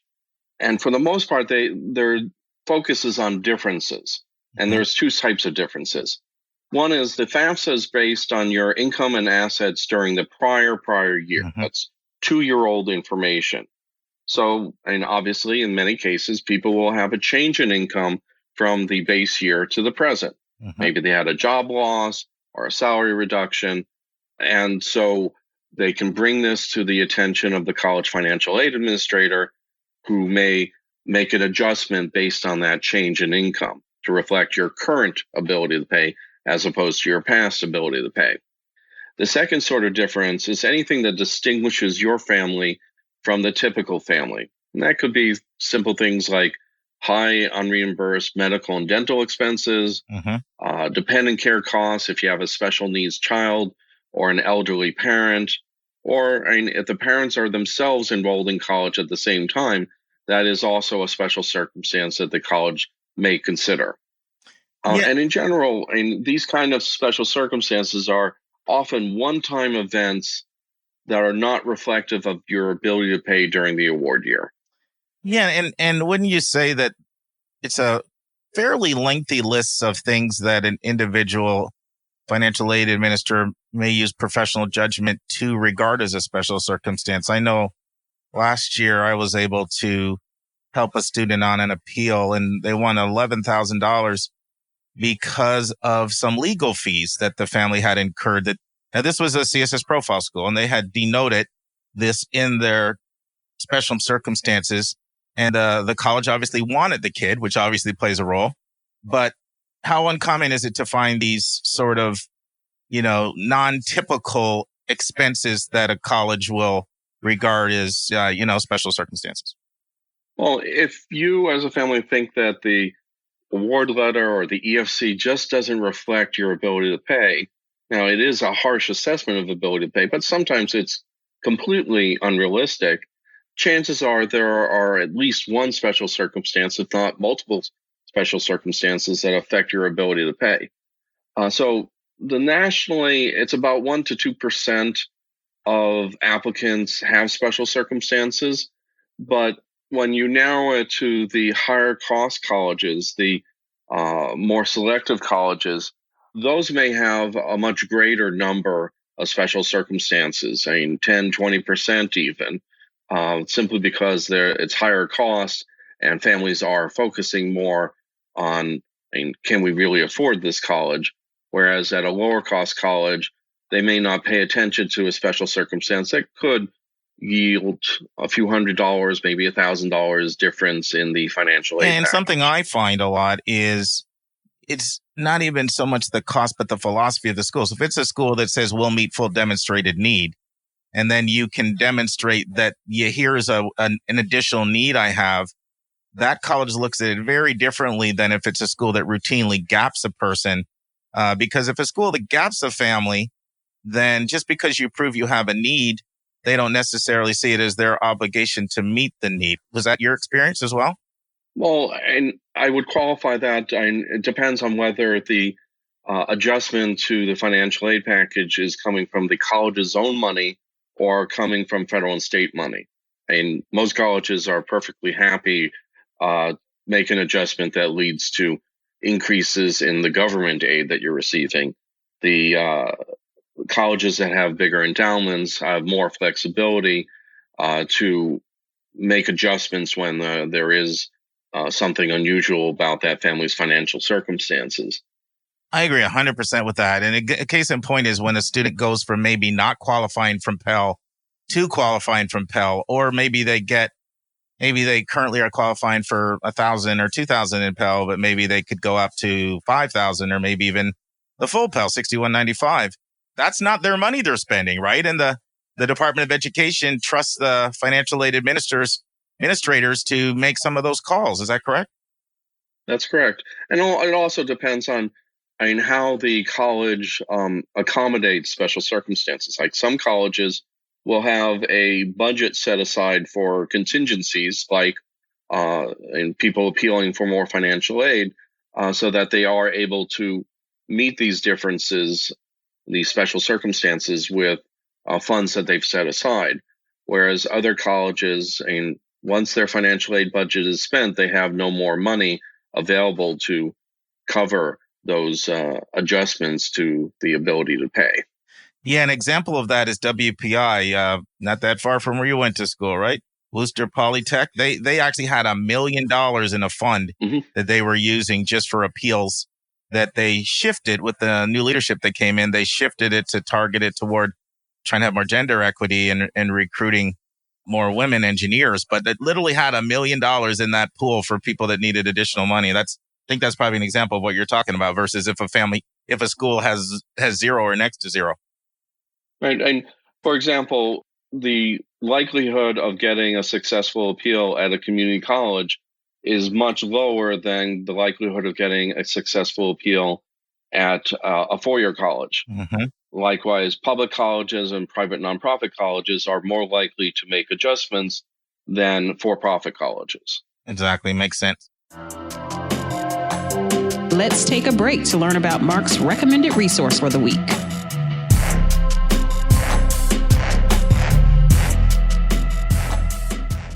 Friends, last week our recommended resource was Generation Z Goes to College. You may recall, Generation Z are those students who are born between 1995 and 2010. In other words, your child. You have a middle school or high school or a college kid or a kid who's 25 or younger. Well, for episode 107, I am recommending another book to help you understand your child. It is called Generation Z Unfiltered. The subtitle of this book is Facing 9 Hidden Challenges of the Most Anxious Population. This book really gets to the root of the anxieties and fears that our kids face, and it explains why our kids think and feel the way that they do. In a section of the book entitled, When Did the Fear Paradigm Begin?, the author, Tim Elmore, says, students are stressed over scoring high enough on standardized tests, over getting accepted to the right college, over bullying, over school shootings, over getting a scholarship, among many other things. I recommend Generation Z Unfiltered as a great way to get to know your own child better. Now, if you're driving, you don't need to write down our recommended resources anymore.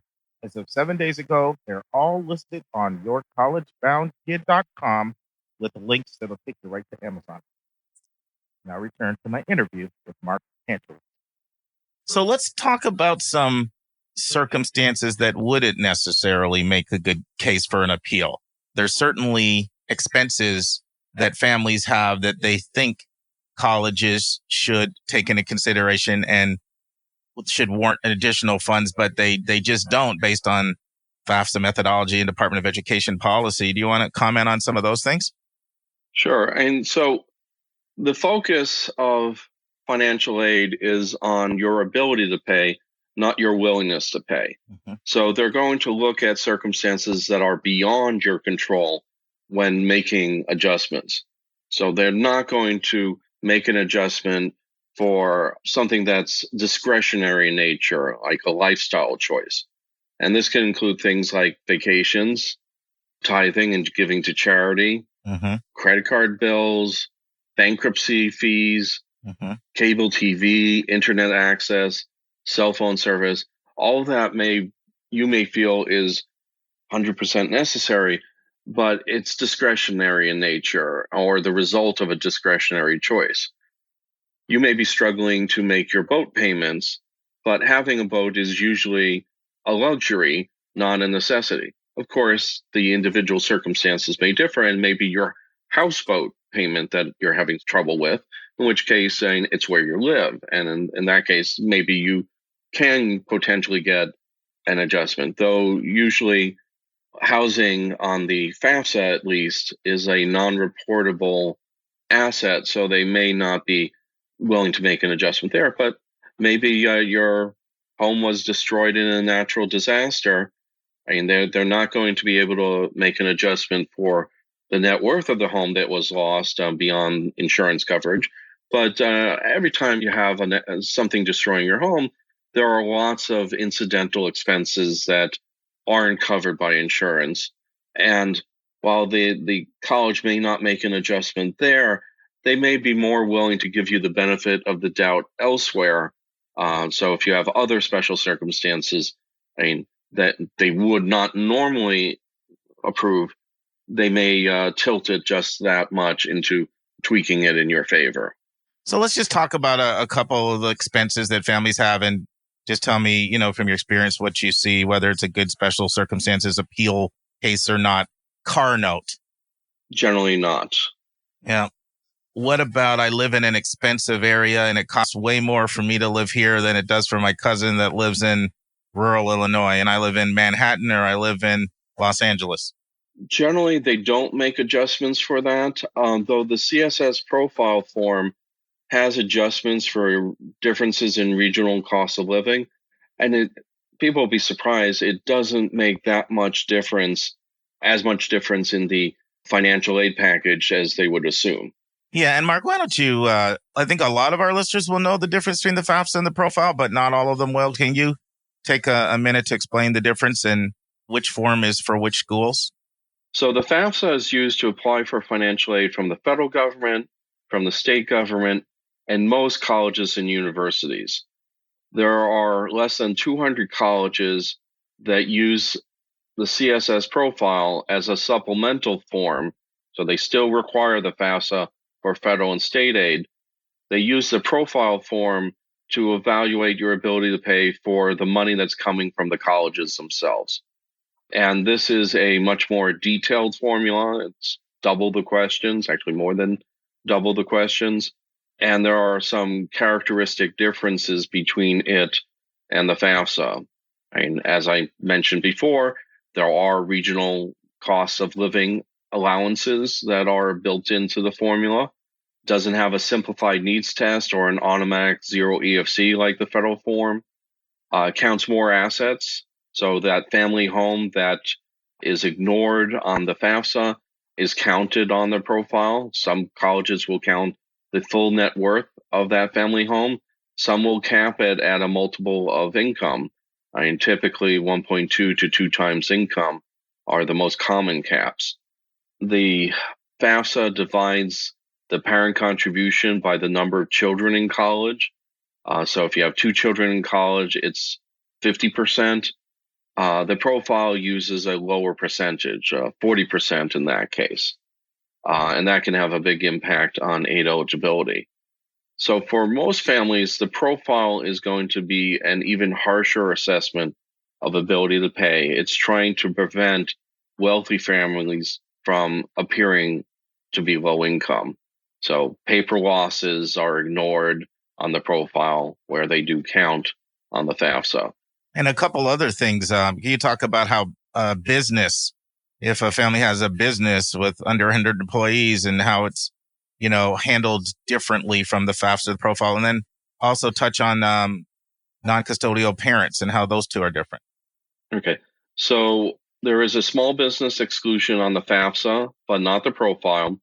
If the family owns more than half of the small business, and that includes not just the parents and the children who are listed on the FAFSA, but any relative, and it has less than 100 full-time employees or full-time equivalent employees, then it is ignored as an asset on the FAFSA.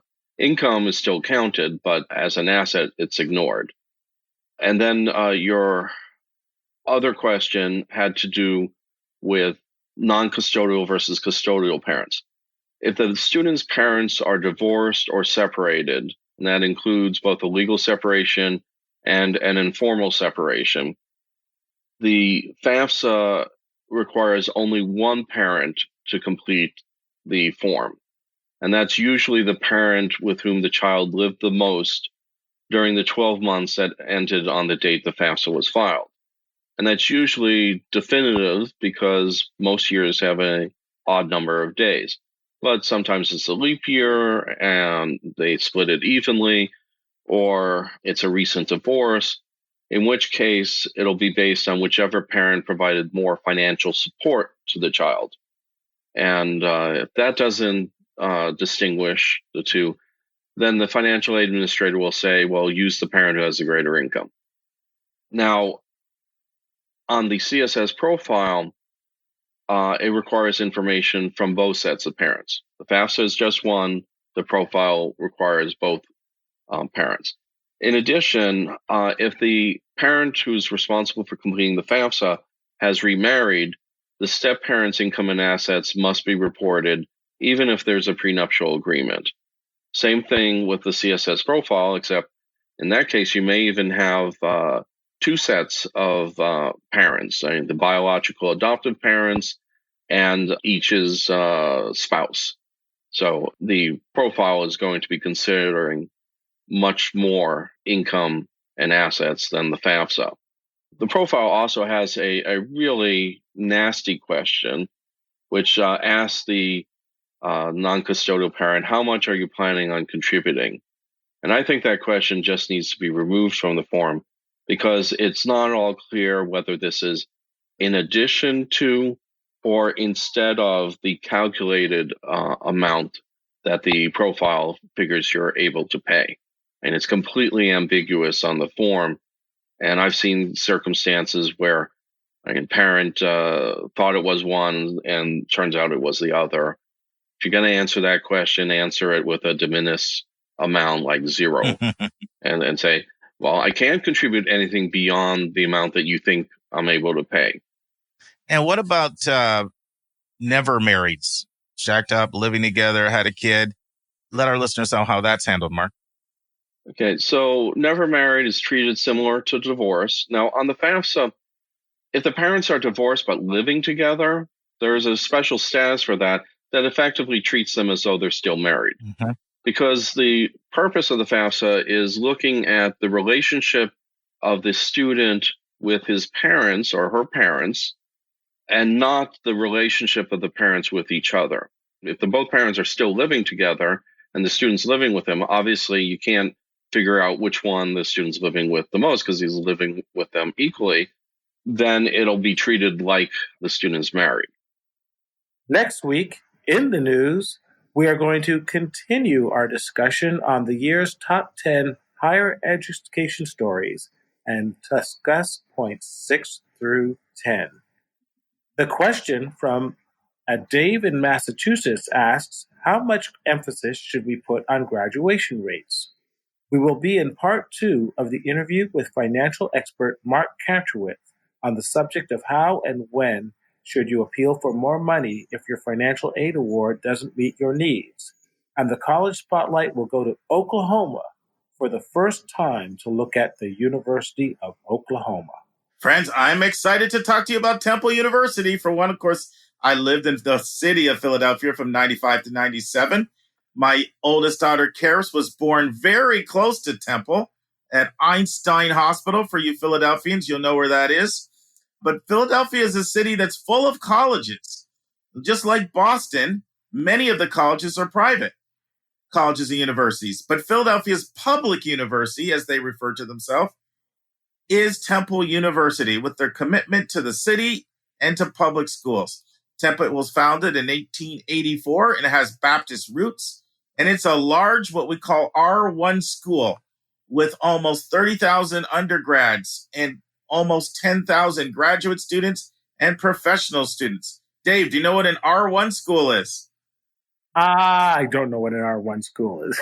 So R1 school stands for a research one. And what this is Carnegie has a classification of institutions of higher ed, and they break them down into various categories. And R1 schools are the ones that are the most engaged in the highest levels of research. So they're going to be schools with lots of PhD and doctoral programs, the strong focus on research. And Temple has 50 different programs, majors, where you can get a doctorate in.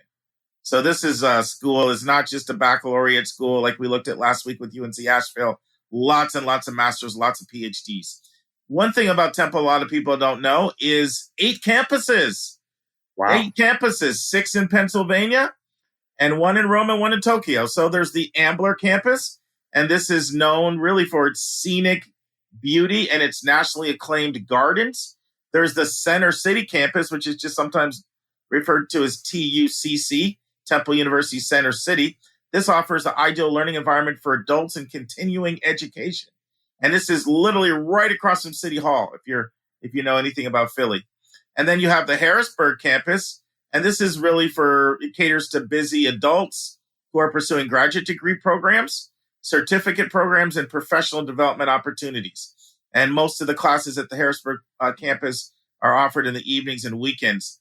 Then you have their podiatry school, and they have the first ever developed school for podiatric. How do I say that, Dave? Podiatric? Podiatric, yes. Podiatric education. That's feet. Yeah. I'm in your turf, man. It's medical stuff. Even that my Uncle Leonard would be so mad at me because he was a podiatrist. I can say podiatrist, so I just said say podiatric right. Anyway, they have the first ever center. By the way, he was in Chicago, Dr. Leonard. Anyway, let me get off on a tangent here. Uncle Leonard. Health Sciences Center. So that is home to Temple's medical-related colleges, and as well as its nationally ranked Temple University Hospital. That would all be on the Health Sciences Center campus. And then you have the Japan campus, which is actually the oldest and largest foreign university in Japan. And Temple is known for its English language program over there. And it also provides a very unique opportunity for thousands of students from 60 different countries to earn American undergraduate and graduate degrees right in Japan. Then you have Rome, and Temple Rome immerses students in the richness of the Italian culture. It's got an eclectic faculty, lots of field lessons, internships, and it's a favorite place for students to study abroad right in Rome and stay at the Temple Rome campus. And then, of course, they're what's Temple's most famous for, its main campus, which is right in North Philadelphia, bustling campus, heart of the city, lots of new projects. It's so different. You talk about school that's had a facelift. When I lived in Philly, which is 95 to 97, when you thought of Temple, you thought about the hood, and you thought about crime, and you thought about graffiti everywhere. But they have masterfully just redone that whole area now, increasing the residential spots on campus.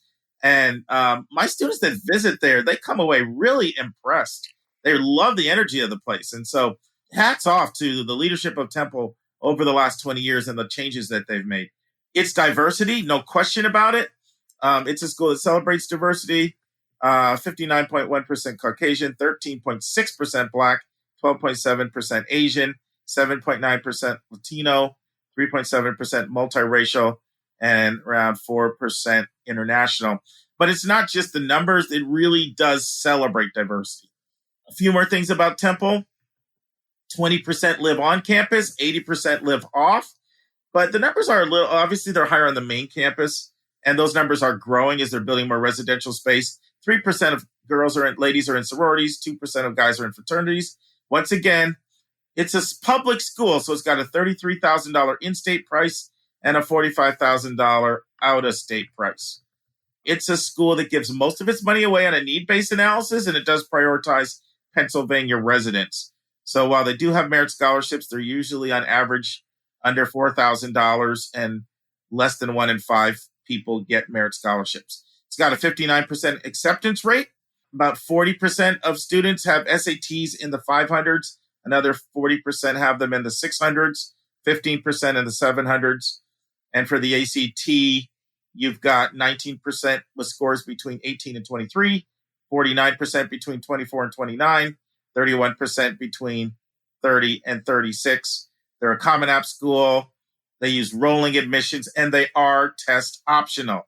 So that's one of the biggest schools that's test optional out here. I've got a few more things to say, Dave. Anything you want to say so far about anything I've said? Well, I do know Temple. I love Philly. I love Philly cheesesteaks. The only thing is Philly fans can get a little crazy. Oh, my goodness. Don't even start. There's a saying, you don't want to be Santa Claus heading into a Philly football game.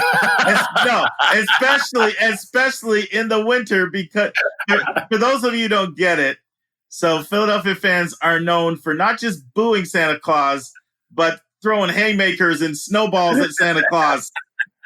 They are. Anybody who's ever seen a Philly fan in action, you got to love their passion. But hey, they put the fanatical. They prove that the word fan is short for fanatical. Right. But I think Philadelphia has really benefited from the trend that we see of urbanization and the gentrification of the city. And I think, Mark, you've mentioned many times that schools located in major cities have seen a huge jump in their interest in enrollment because a lot of kids just love that level of urbanization and diversity. Well, not only that, but with the global financial crisis, people want to know they're going to get jobs, and that means internships. And so you're so close to so many companies and opportunities. Now, one of the nice things about Temple is the wide range of schools and colleges they have. So there's a School of Art and Architecture. There's the Fox School of Business. There's the Maurice Kornberg School of Dentistry. And a lot of people get their dentistry training at Temple. There's the College of Education, the College of Engineering. There's the Beasley School of Law. A lot of lawyers I know have gone to Temple for their law training, including several of my former students. College of Liberal Arts is there. The Lou Klein College of Media and Communications. The Lewis Katz School of Medicine. The Boyer College of Music and Dance. They've got a School of Pharmacy. So they've got these 17 schools. Podiatric Medicine. Did I say that right? Or I mess up again? I can't get that word down. I think you got that. Yeah. Okay. There's also the College of Science and Technology, the College of Social Work, another really strong school. There's a School of Sports, Tourism, and Hospitality Management, and another strong school, and then School of Theater, Film, and Media Arts. So they have pretty much everything that you could want in the way of a major.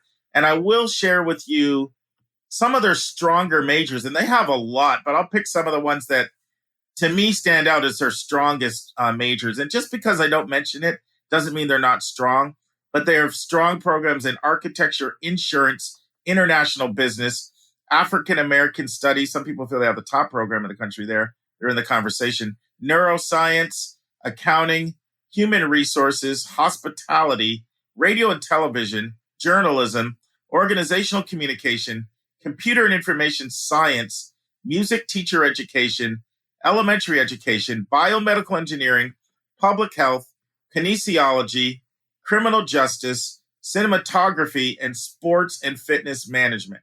So those are some of the top programs at Temple. And Dave, I'm going to read the mission statement and tell me if anything pops.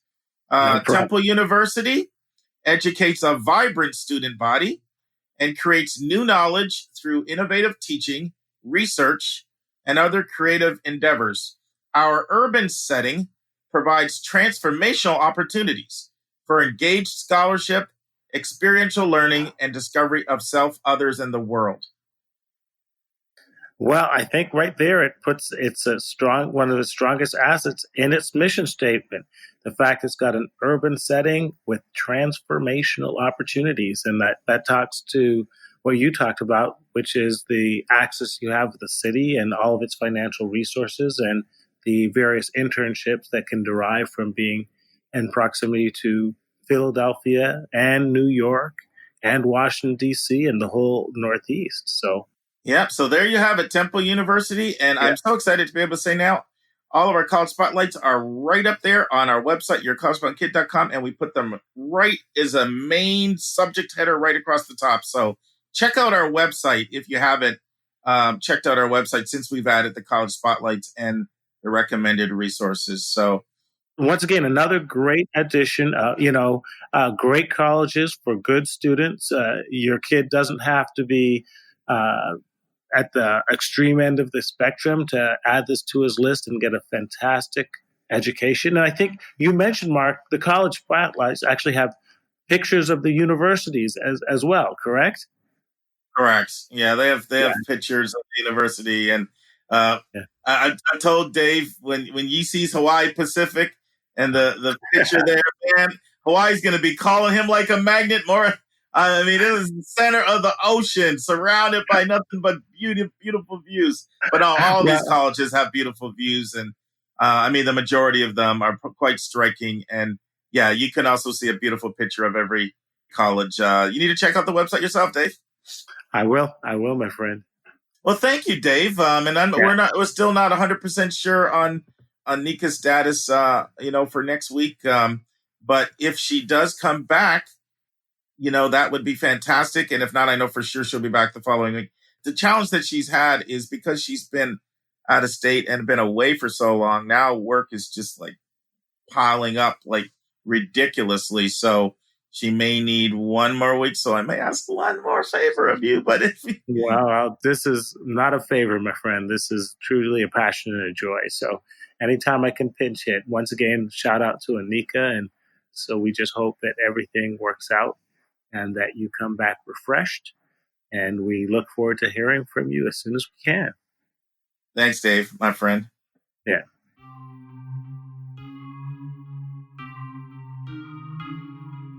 And that's our show. A big thank you to you, our listeners, for tuning in this week. And if you found this podcast helpful, it would help us tremendously if you would subscribe and write us a review on your favorite podcast listening station. And please be sure to click the share button and send this to someone you know that could really use this information. Your College Bound Kid is produced by John Lockenbaugh. The amazing music that you hear is by Victor Allen Weeks. Artwork is by Andrea Togo, and marketing designs are by Kimberly Blass. If you want to get a copy of the book, 171 Answers to the Most Asked College Admissions Questions, you can go right to 171answers.com. And if you want to have a college coaching session with Mark, you can send him a text to area code 404-664-4340. And if you have a question or a few questions that you would like for us to answer on the show, please email us at questions@yourcollegeboundkid.com. That's questions with an S at yourcollegeboundkid.com. Every week, we'll take one question and include it in the episode. We don't like your questions. We love your questions, so send them our way. And by the way, check out our website, which is just simply yourcollegeboundkid.com. Again, we thank you for tuning in, and we look forward to meeting with you again next week.